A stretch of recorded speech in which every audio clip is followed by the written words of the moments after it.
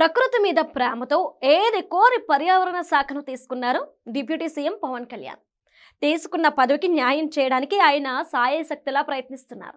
వాతావరణంతో పాటు వన్యప్రాణుల సంరక్షణ కోసం ప్రత్యేక ప్రాజెక్టుకు రూపకల్పన చేశారాయన. అటవీ ప్రాంతంలో జంతువుల వల్ల మనుషులకు, మానవుల మూలంగా వన్యప్రాణులకు నష్టం జరగకుండా ఏఐ టెక్నాలజీని రంగంలోకి దించుతున్నారు. ముఖ్యంగా ఏనుగుల గుంపులతో రైతులు ఎదుర్కొంటున్న నష్టాల నివారణ కోసం హనుమాన్ పేరుతో కొత్త ప్రాజెక్టు ప్రారంభించారు.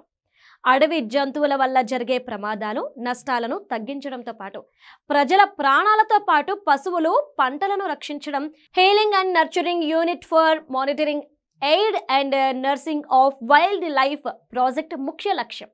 దీన్ని షార్ట్ కట్లో హనుమాన్ ప్రాజెక్ట్ అంటున్నారు. అడవుల్లో సెన్సార్లు, ఇతర పరికరాలను ఏర్పాట్లు చేసి ఏఐ సాయంతో వన్యప్రాణుల సంచారంపై నిరంతరం నిఘా ఉంచుతారు. ఉత్తరాంధ్రతో పాటు దక్షిణాంధ్ర, నల్లమల ప్రాంతాల్లో అడవులు దట్టంగా ఉంటాయి.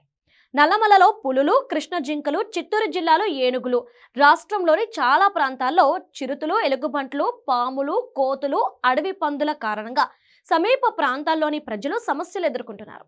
గత దశాబ్ద కాలంలో వన్యప్రాణుల దాడులతో రాష్ట్ర వ్యాప్తంగా 71 మంది మనుషులు మరణించగా 29 మంది గాయపడ్డారు. 40,000 ఎకరాలకు పైగా పంట నష్టం జరిగింది. వన్యప్రాణులు మనుషుల ఆవాల్లోకి రాకుండా ఏఐ సాయంతో నిరంతరం పర్యవేక్షిస్తారు. వన్యప్రాణులను పర్యవేక్షించేందుకు రూపొందిస్తున్న ర్యాపిడ్ రెస్పాన్స్ వ్యాన్లో ట్రాప్ కెమెరాలు, డ్రోన్లు, real time monitoring systems, GPS, night vision డివైజులు, ఫస్ట్ ఎయిడ్ కిట్లు ఉంటాయి.